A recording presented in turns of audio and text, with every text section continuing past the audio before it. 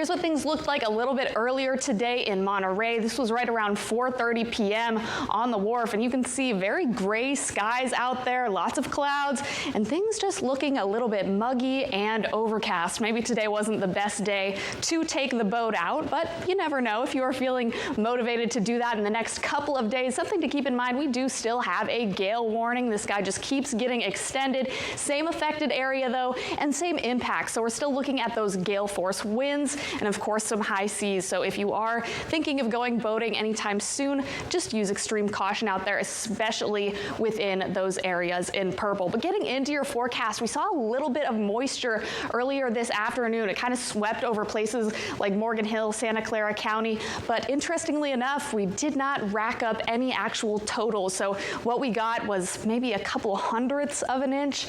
And so there's not really anything to show in terms of actual rainfall, but we did appreciate the moisture that we got. As we head into tonight, a few clouds will linger in the area, but as we get closer to sunrise, some offshore flow is going to push away any clouds, and by 7 a.m. we're looking at a very clear day already, and tomorrow is going to be a whole lot of sunshine. So if you weren't a fan of the clouds today, that sun is coming back tomorrow, and we really go all the way through Monday afternoon without seeing a cloud in the sky. So sunshine returns, but those pesky winds, especially valley winds for inland spots, those are also returning. So expect a windy but sunny day with pretty seasonable temperatures. Your highs are looking at,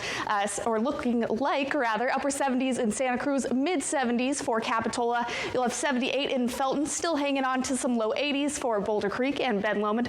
Lower 70s for Bonnie Doon, some upper 60s in Davenport. Headed over to Salinas, we'll be at 70 tomorrow. Same with Prunedale, 76 in San Juan Bautista, upper 70s in Hollister, some low 80s for Morgan Hill and Gilroy. Back in the low 60s in Castroville and Marina, but keep in mind tonight, a little bit chilly out there. You will be in the 40s. Same with Aptos, 49 tonight, 77 tomorrow afternoon. Watsonville still in the 80s tomorrow, so a beautiful day there. You'll be at 50 overnight this evening. Temperatures overnight tonight at the peninsula, a little bit more mild. You'll be in the mid 50s in Seaside, and then we're all in the 60s for the most part at the peninsula tomorrow, but Pacific Grove getting a little bit cool once again. That is typically our cool spot. Your high will be in the upper 50s tomorrow. Now headed down the Salinas Valley, I mentioned earlier we do not have any more 90s on the map, so we've got upper 80s in Parkfield. That'll be our hot spot. Mid 80s for the San Antonio Valley.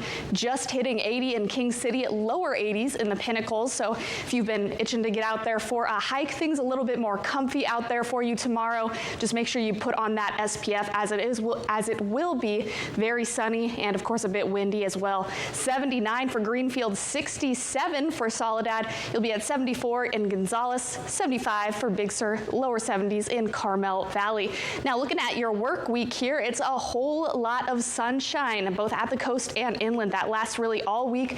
We'll be back in the low 70s by Wednesday, so nice days, just a little bit windy at the coast there. And as we head into Father's Day weekend, we're expecting mostly upper 60s and a few more clouds in the sky. Inland, though, you will be hot yet again. By Wednesday, you're going to have more 90s for the interior. You'll still be in the upper 80s on Thursday, but we slide back down into those mid to upper 70s just in time for Father's Day weekend, and that sunshine is still sticking around, but you are going to have a few colder nights this week, especially Monday night. We will be in the 40s.